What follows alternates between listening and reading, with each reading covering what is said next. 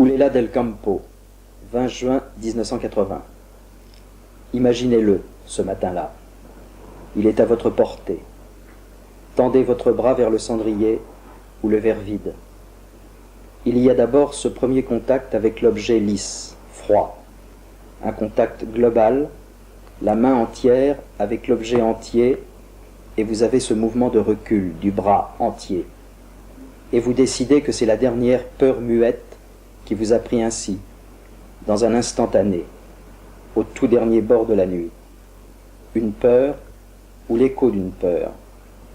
Seul, désormais, détaché de l'ensemble du corps, la pulpe de vos doigts parcourt la courbe du verre, l'arête d'un cendrier. L'écho d'une peur, ou est-ce celui d'un contact? Le simple souvenir d'un froid et d'un lisse qui n'auraient pas leur lieu dans la mémoire. Le monde, ce matin-là, vient se coller de lui-même à l'endroit de la sensation. L'extrémité de vos doigts, mais ce pourrait être l'œil, un creux de laine, la langue. Ce n'est que les flancs froids d'un verre à pied qui, comme d'habitude, contient un fond de cognac que la gorge, à chaque rasade plus brûlée, a refusé d'absorber. Ou le bord régulier du cendrier que suit l'index, jusqu'à cette échancrure que vous preniez chaque matin pour l'affaissement du monde en son entier.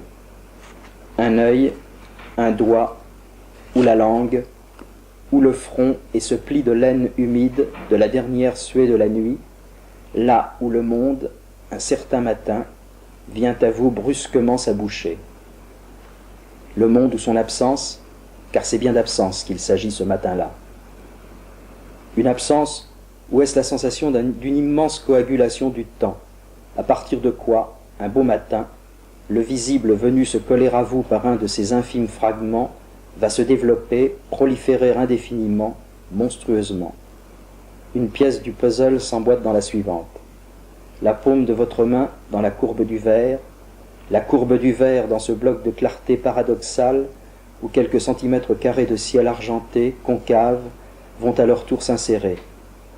Puis, la journée avançant, dans une immobilité froide et lisse en dépit du soleil, c'est un édredon de cailloutis étincelants qui va s'installer, puis le jaune sale d'un sable poussiéreux, puis son ombre grise, puis le dégradé du gris s'encastrant net dans un brun rose de bauxite, là où un résidu de brume matinale faisait corps avec la verticale du mur de cette ferme, à son tour emboîtée dans l'échancrure ocre et rouge sombre de la Sierra.